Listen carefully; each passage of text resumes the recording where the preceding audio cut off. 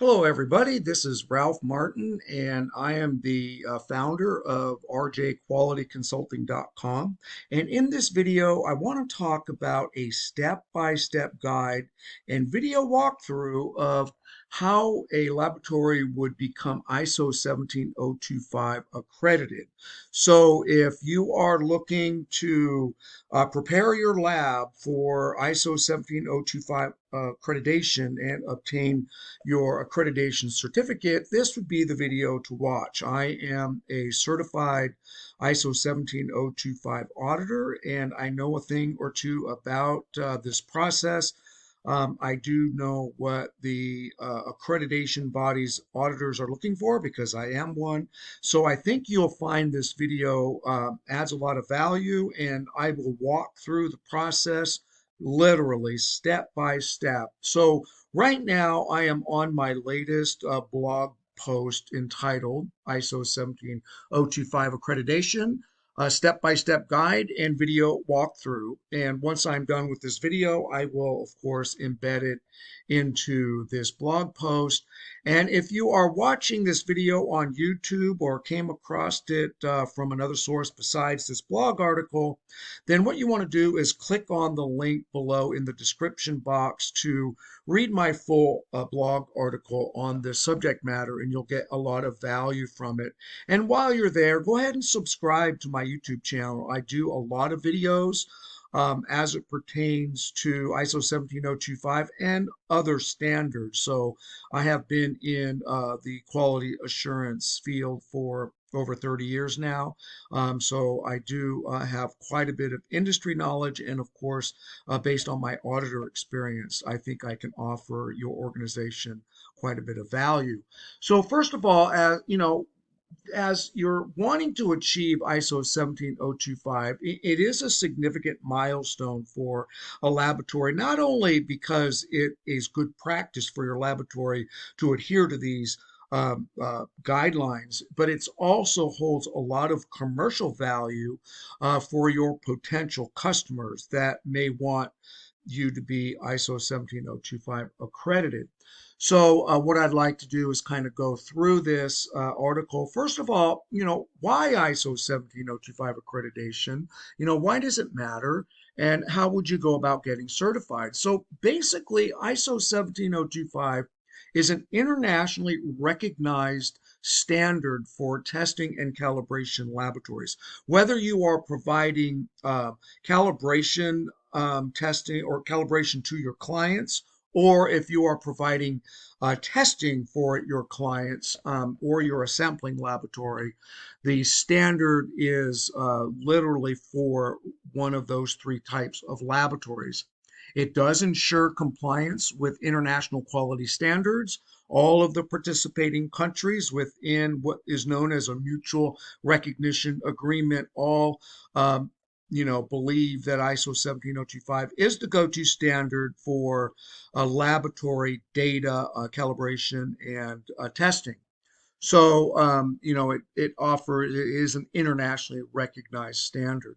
So again, as I mentioned, when I'm done with this video, I will post it on this blog post so that you can get, it harmonized into your system. So basically, what I'd like to do is start off by understanding how ISO 17025, the standard itself, is broken down.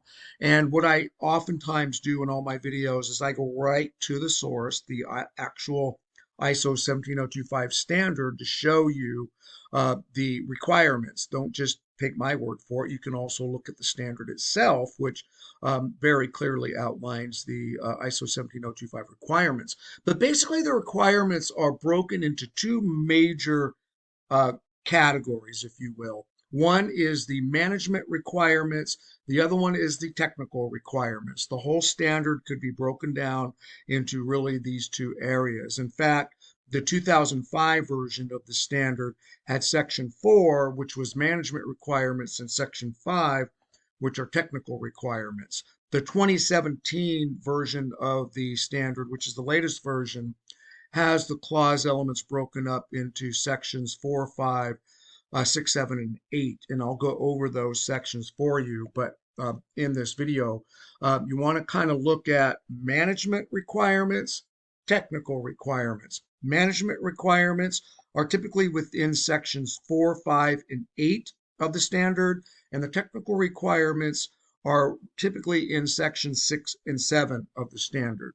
With my experience assessing laboratory for compliance, I do emphasize focusing on both documentation and really practical application of these two major sections of the standard. Moving on, develop and implement a quality management system for ISO 17025 compliance. And basically what I'm doing in this section here is I want to show you, I get a lot of questions. I run a consulting company. I get a lot of questions from my clients. What are the documentation requirements for ISO 17025? Well, really, the documentation requirements are really in three sets. They are your policies, they are your standard operating procedures, and then records. Basically, records are forms that are filled out. So what I'd like to do in this video is show you a detailed list of the requirements for ISO 17025 and where they come from.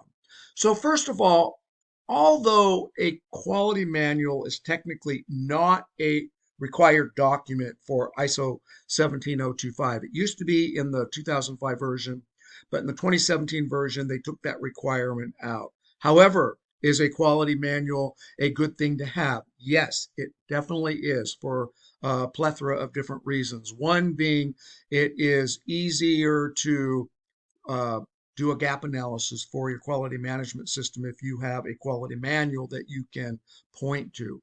Also, it does allow you to have a good document source for some required policies that are required by ISO 17025.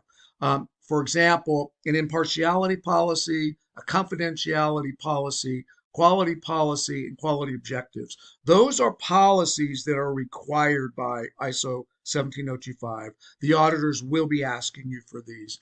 And a good place to house those would be in your quality manual. Now, what I'd like to do is, show you what a good quality manual looks like. So what I'm going to do is go to a document that I have. In my consulting business, one of the things I offer my clients is that I write a quality manual for them outlining the requirements of the standard.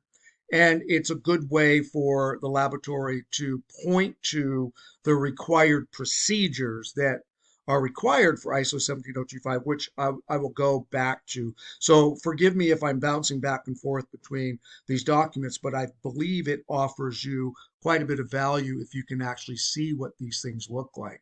So here's an example of a quality manual for I'm a pretend lab. The name of my consulting business is RJ Quality Consulting. I operate rjqualityconsulting.com, but this is a fake quality manual. But it is a quality man because I don't really have a laboratory, but I am a laboratory auditor. But this will give you an idea of what a quality manual would look like. First of all, you would put your logo, company logo. You would have it controlled.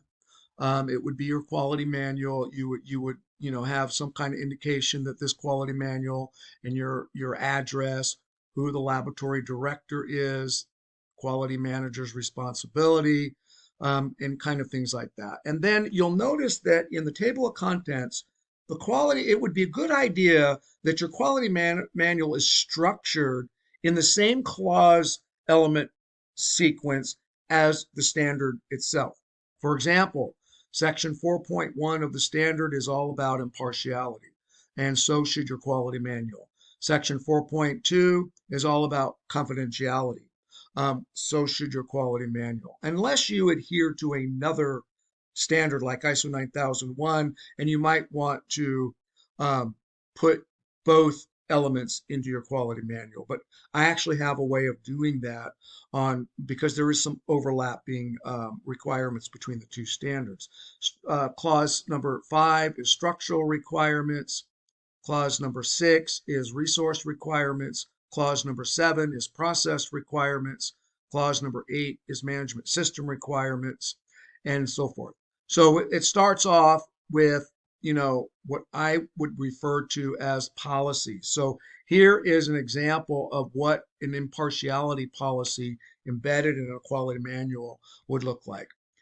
You would have, laboratory activities are undertaken impartially and structured and managed to safeguard impartiality. Laboratory management are committed to impartiality. Laboratory is responsible for the impartiality of its laboratory activities and does not allow commercial, financial, or other pressures to compromise impartiality. So I have an embedded impartiality policy. Now, if you look at the standard, right, the ISO standard itself, you'll notice that as I open this document with the screen sharing software, it might take a while to open some of these documents, but patience is a virtue, right? So if we go to section 4 of the standard, you'll notice that it has right in here impartiality. The laboratory activity shall be undertaken impartially and structured as to manage and managed so as to safeguard impartiality. What does that mean? Typically, you would want an organizational structure that safeguards impartiality, and that typically the objective evidence showing that would be something like an org chart showing the structure of the laboratory. For example, you wouldn't have the quality manager reporting to the operations manager. That would be an example of how your laboratory would not be structured to safeguard impartiality. So that you'll notice that the way that the quality manual is structured is in the same clause structure as the standard itself. This not only is good for you as far as doing a gap analysis on your quality management system, because you can see what items are in what required elements of the standard are when you're doing a gap analysis or when you're being audited by an outside auditor. They might say, hey, how do you meet section 4.6 of the standard? You can go right to your quality manual and show the auditor how you meet those requirements. But it goes a step further, because as we go into some of the required procedures, for example, let's go to section 6 where the first required procedure resides.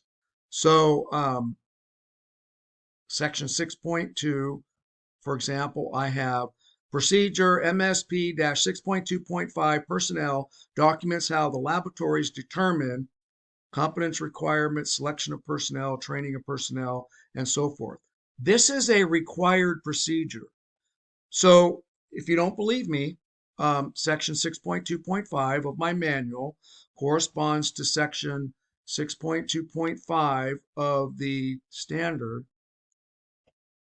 The laboratory shall have procedures and retain records for.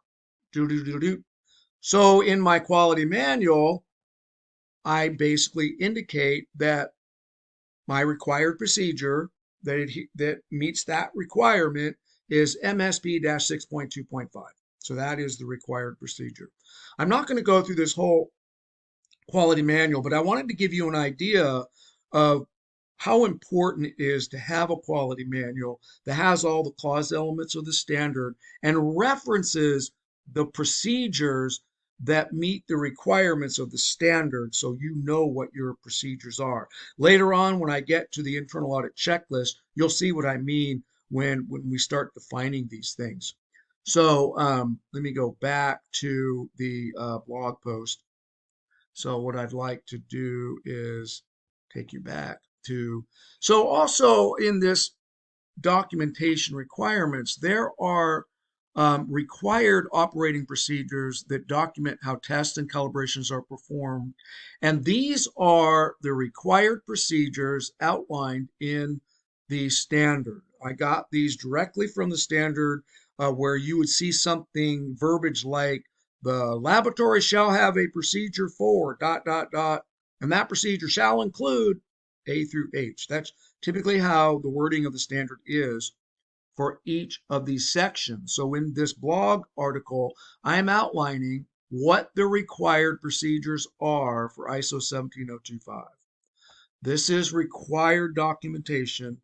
If you don't have one of these, you will get a nonconformity. And some of these are called plans, like for example, section 7.2.2.4, you are required to have a method validation plan. This really pertains to in-house laboratory methods, which we'll get to.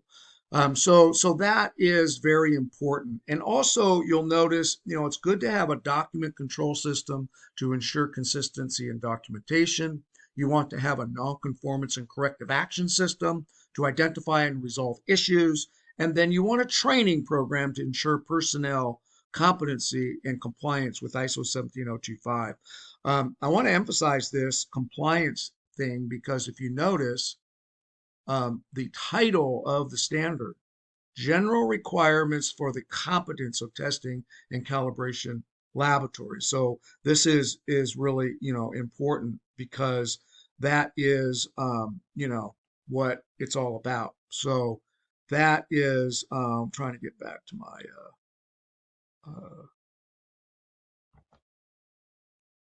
blog post. Okay. So the next step in the process after you've created your required documents, you created your quality manual, you have your standard operating procedures, you have a document control system in place and a non-conformance and corrective action system in place so that you can identify and resolve issues.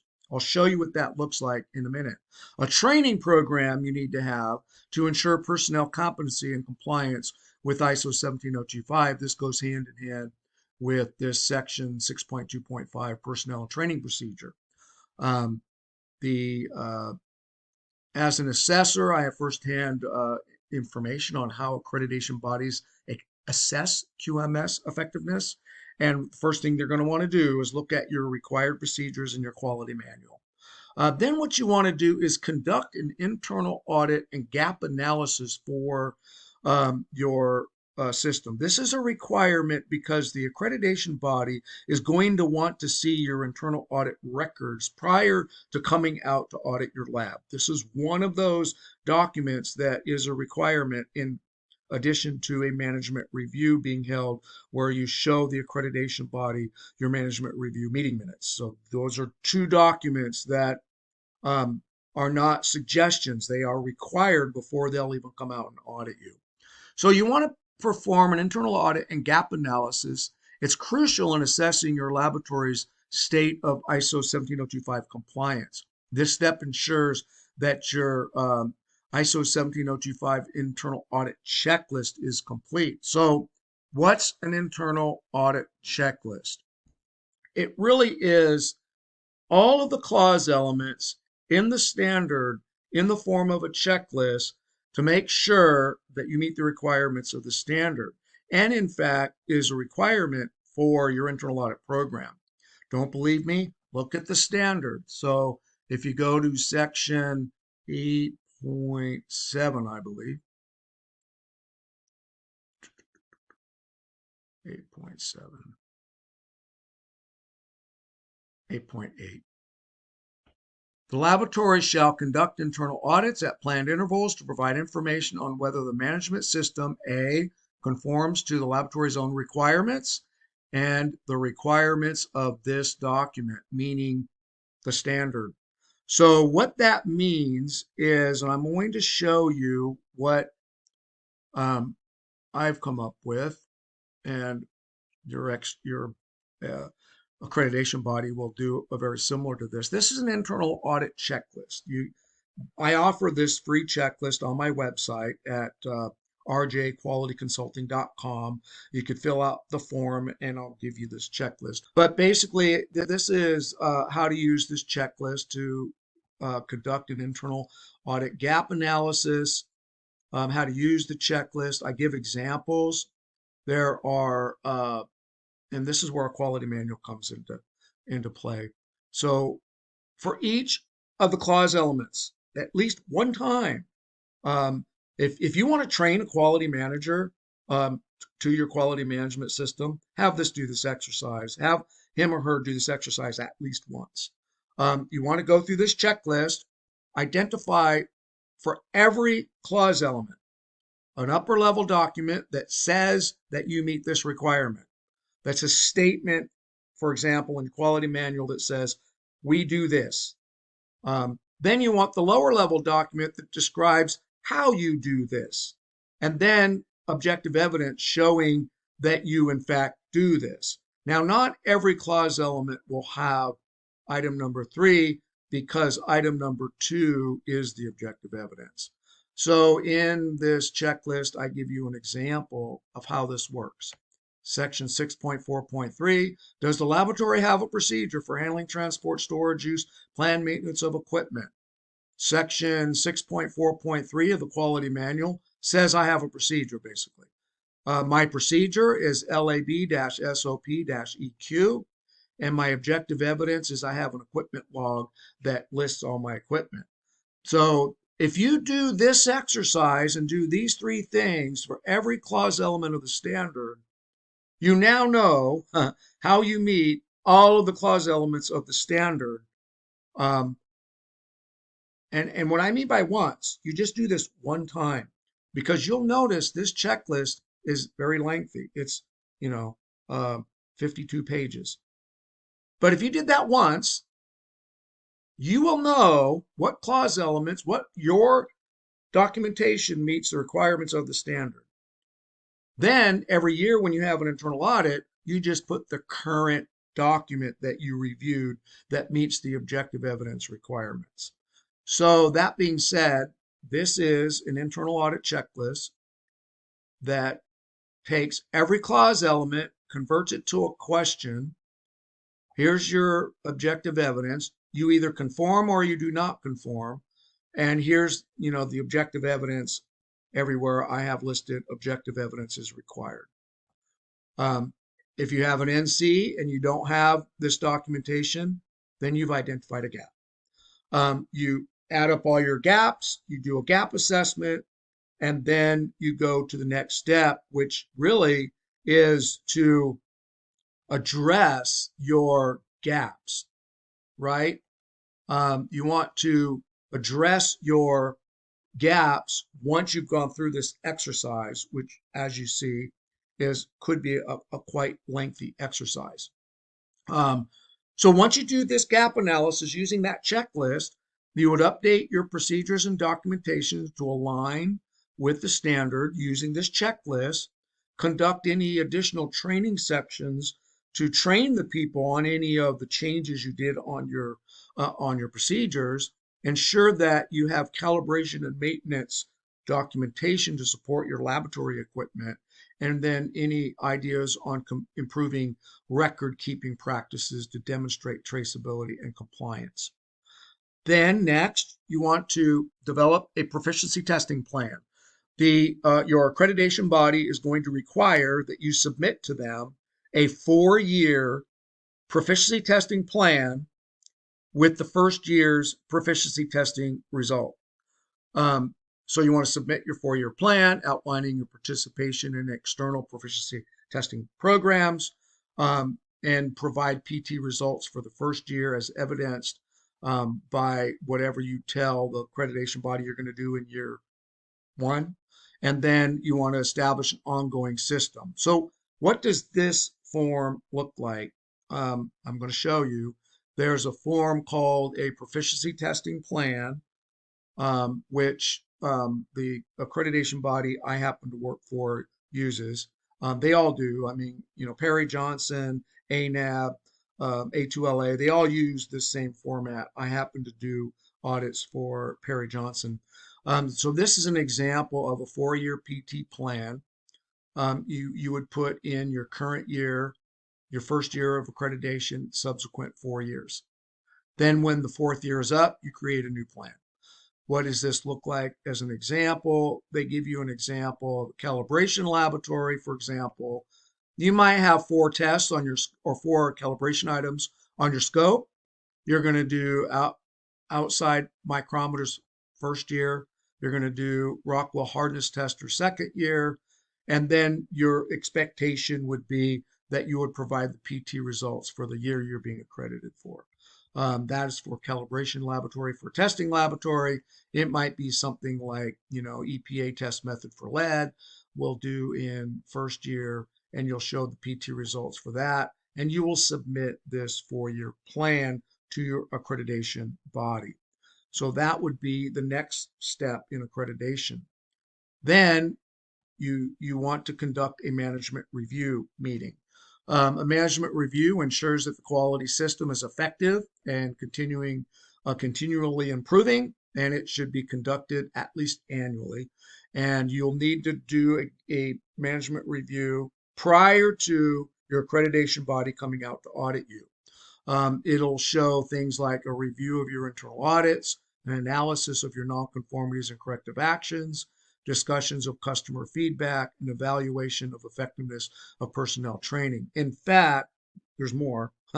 If you go to the standard, again, if we go to section 8.9, which is management review, these are the required inputs that you need to have objective evidence that you discussed in your management review meeting minutes. There is A through O, and then outputs A through D.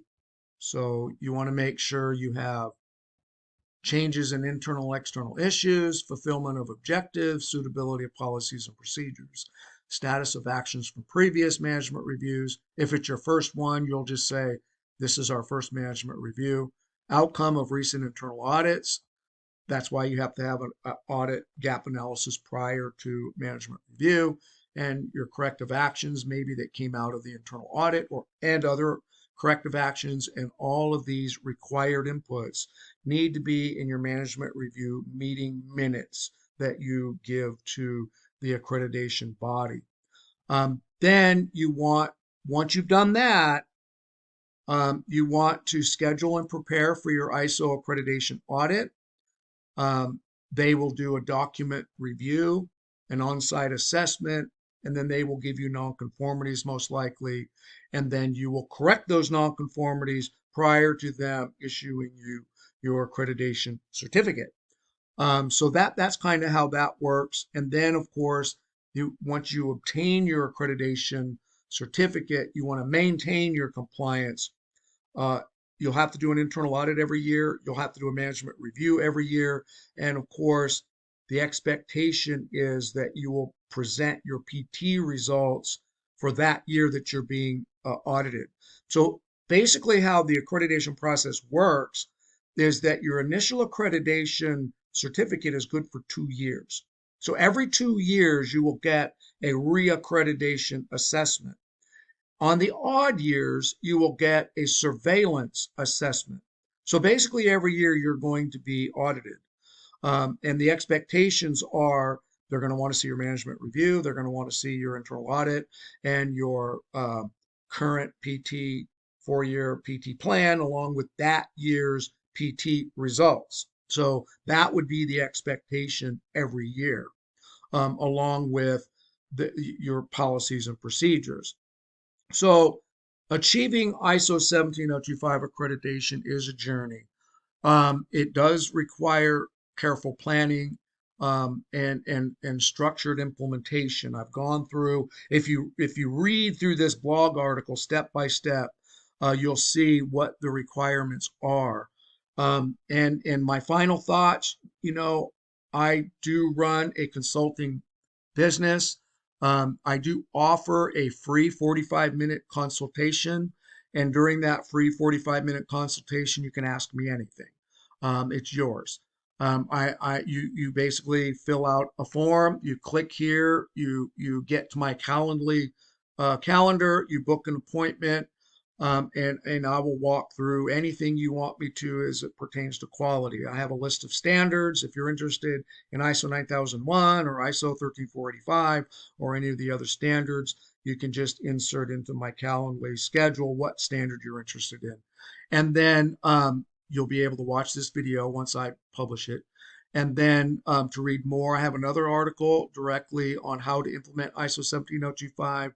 And then If you are looking for somebody to create your quality manual for you and those required procedures and any required forms and actually do everything for you, um, I can do that. So if you want to discuss that with me, book a 45-minute consultation. I could talk about what that would look like.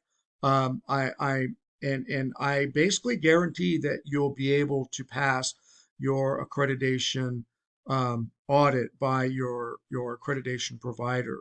So I can guarantee that. I am a certified ISO 17025 auditor. I know what the auditors are looking for because I am one. So and I do currently do ISO 17025 audits for external bodies. So that is it. If you have any questions about this video or this blog article, feel free to, you know, anything, any comment below on either the blog post or the video. Go ahead and ask. I monitor the videos and my blog posts, and I will at least get back to you within 24 hours. Any question that you might have, I'm certainly here, or any comments if you've experienced ISO accreditation, feel free to put some of your experiences in the comments section below. I am available at rjqualityconsulting.com and on any of my blog articles. If you want to leave a comment, ask me a question, I will certainly see it. And again, subscribe to my YouTube channel and feel free to comment on my YouTube thread on any of my videos. This is Ralph Martin. You make it a great day.